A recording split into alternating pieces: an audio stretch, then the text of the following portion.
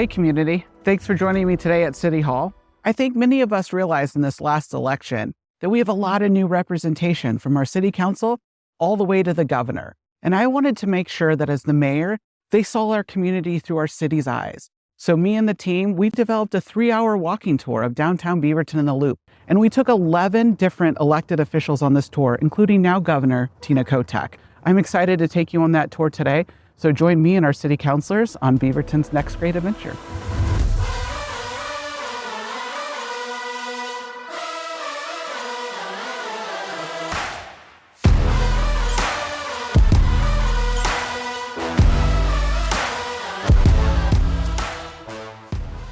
Hello, we're here at the Patricia Research Center for the Arts, the northernmost point of our loop.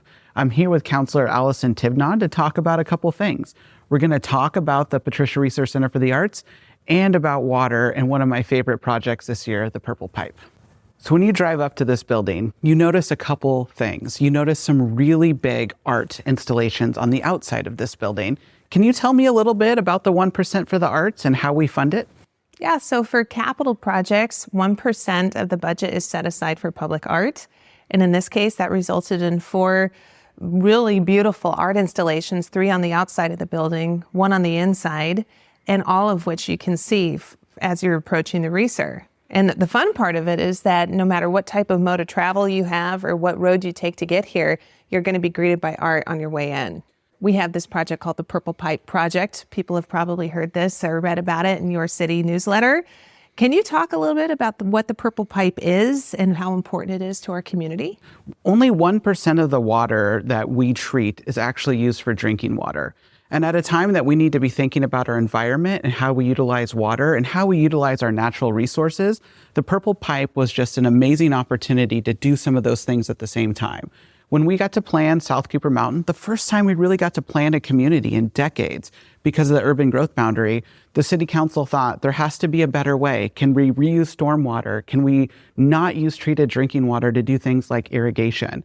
And so sometimes development gives us wonderful opportunities to stop and think about how to do something old a new way. So I'm pretty excited about Purple Pipe. Thanks for joining me today. I know, who would have thought that water and art were so interconnected? And the way that you talk about these topics is just awesome. And I'm so glad to have you on the team.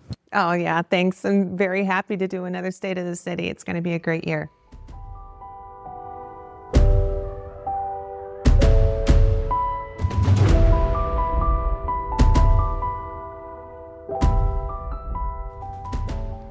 Councilor Kimmy, welcome to your first State of the City address. No pressure, but say hello to our friends.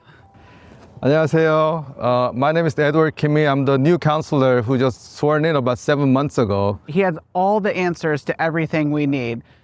Councilor Kimmy, we're standing in the Arts and Innovation District here around City Hall. BURA is the Beaverton Urban Redevelopment Agency.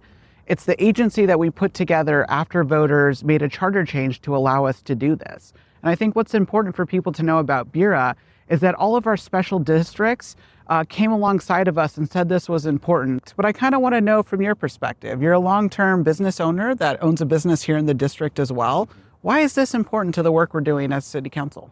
The importance of arts it's really dear to me because I play guitar, I sing, and I don't know if you know, but I sometimes write too. So I always crave for where to go. I didn't have to take the trip out to Portland or any other city, and I believe Beaverton really needed that. And so this place is becoming a hub for art and innovation. Just last year, we partnered up with the Oregon Startup Center and able to fund 5 new innovative businesses that hopefully they can thrive and contribute back to the city of Beaverton. In regards to nonprofits, I think we are the only ones in Oregon State, or maybe entire United States, that we got a fund to start nonprofit incubator. That we have noticed during pandemic that there's community organizations and nonprofits were suffering because they couldn't get funds, they couldn't run the programs, and also they lacked the skills to actually run successful nonprofits.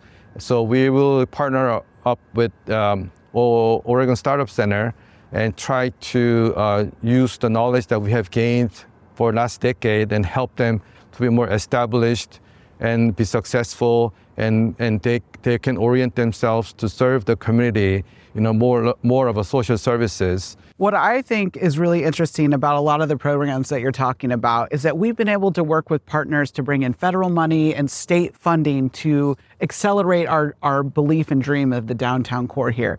So this place, the Beaverton Central, it's where you can have arts, innovation, and just gathering place for everybody. Councilor Kimmy, thank you for joining me today as part of our Loop Tour. I'm excited about what's to come for Beaverton. Thank you very much.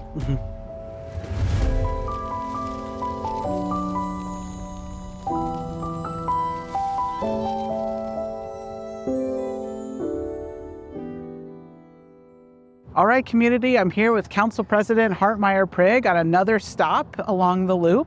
I wonder how many people would know where we are based on the backdrop. We're on Broadway, where all these amazing restaurants and barbershops and small businesses exist.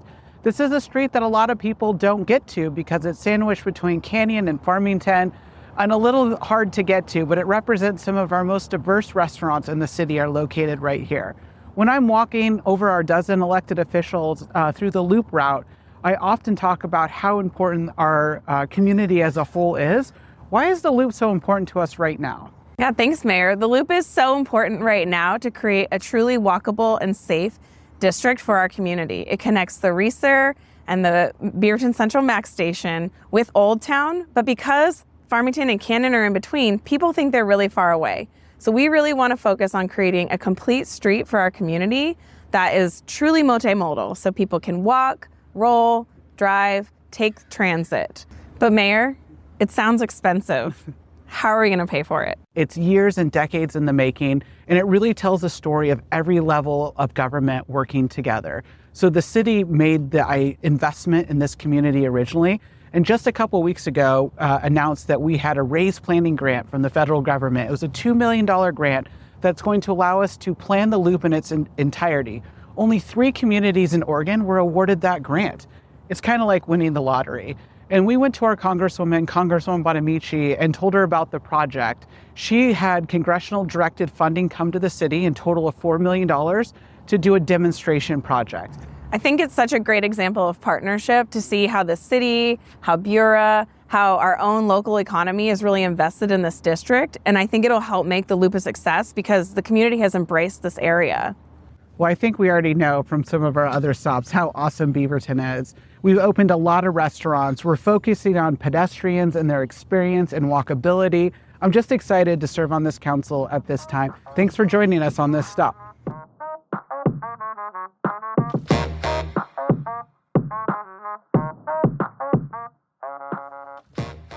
I'm here with Councilor Duggar at Home Plate Youth Services.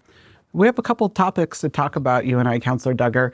I think one of them is top of mind for a lot of our community members is, how are we planning for housing for the future? We've undertaken something called the Beaverton Housing Project, and that is going to allow us to use data as well as conversations with neighbors to figure out what is the best strategy, what are the different needs. Not every household has the same need. The goal of the Housing Beaverton Project will be to take all of this information and allow us to enact policies that actually get housing built to meet these needs over the next couple of years. One of the things the council talks a lot about is home ownership and that upward mobility. What is the city doing to help people get into homes that they can own? Yeah, so in the last few years, we've actually helped just under 40 Beaverton families buy their first new home through a couple different programs. One we call Welcome Home Beaverton, which is a down payment assistance program. We also have a really cool model with Proud Ground, which uses land trusts. And I think the key is to create generational wealth in families, and these tools, these are a couple tools that we have that we're doing, and that's our commitment, is to help these families get started. And when the voters passed the Metro Affordable Housing Bond, the city thought with our allocated resources, we were going to be able to do 4 projects. With our partnership with Washington County, we're actually going to be able to do 5. And I want to say dignity is the focus of a lot of those efforts. Councilor Duggar, we get a lot of community feedback about homelessness, whether it's coming to us either on social media or through email channels. What is the city doing to help address this humanitarian crisis unfolding now? Homelessness is one of our top priorities here. It is something we hear consistently, as you mentioned, from the community. The city's done a lot of work in this area. We know there's a lot more to be done, but so far we've created a winter shelter that operates from November to May to provide a safe place to rest. We have partnered with a couple different organizations to do street outreach, to do a safe parking program, which is really an incredible resource for a city of our size to be able to provide. Also, we're at Home Plate Youth Services, the day youth center for a large homeless youth population here in Beaverton. So we're trying to do innovative things and really focus on those partnerships that it will enable us to do so much more. Councillor Duggar, we've talked a lot today about the different avenues in which we're addressing homelessness in our community, because we talked a lot about it being a complex problem. How does the shelter fit into our overall homeless strategy? I think the first thing to recognize is that it will create a safe place to sleep. But that's not it. That alone is not enough. We have to wrap around services around health, housing, employment, right? Helping people treat the root cause that got them to the shelter. And I think that's critical. We talked earlier about our partnerships. The county is going to help us run that through SHS or a number of potentially nonprofits. It's an opportunity for us to actually treat some of the root causes that bring people to the shelter in the first place. It took every level of government working together to create this shelter. It was the city council being disciplined and finding a place for it. It was us putting our own money in, the county and the Metro SHS grant that's going to fund it. And recently we got a federal directed spending to help us work with tenant improvement programs. And so I just want the community to know it took all of us working together to bring that facility here to Beaverton. I know I gave you the very easy topics to talk about, so just, no pressure, home run, but thank you for joining me today. Thank you, Mayor. Always a pleasure to be with you and with you all too. Thank you.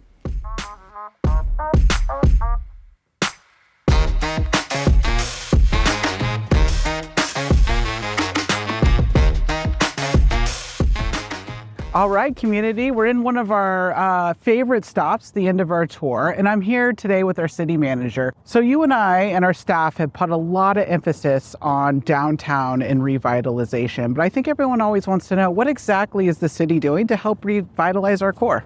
So we've been really intentional about the investments that we've made in downtown, and we started with the most important person, our community. We started with our community vision and really wanting to understand what that North Star was. And it was that we wanted a vibrant downtown.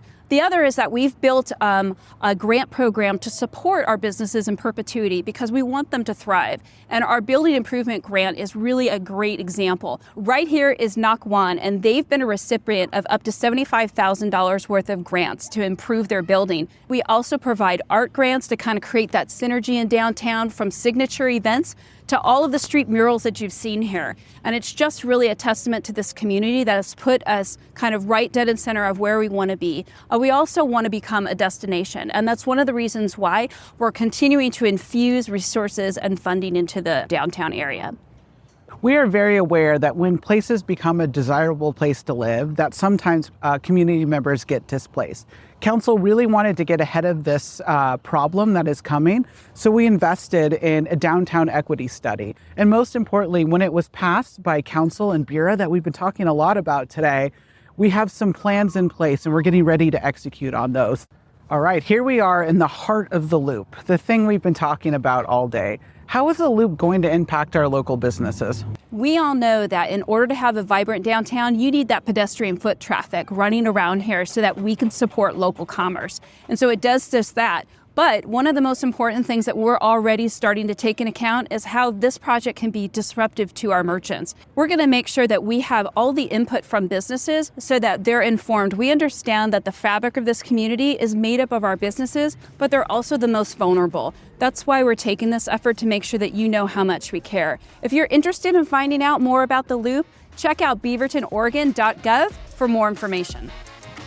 Thank you so much for joining me on our tour of downtown Beaverton today.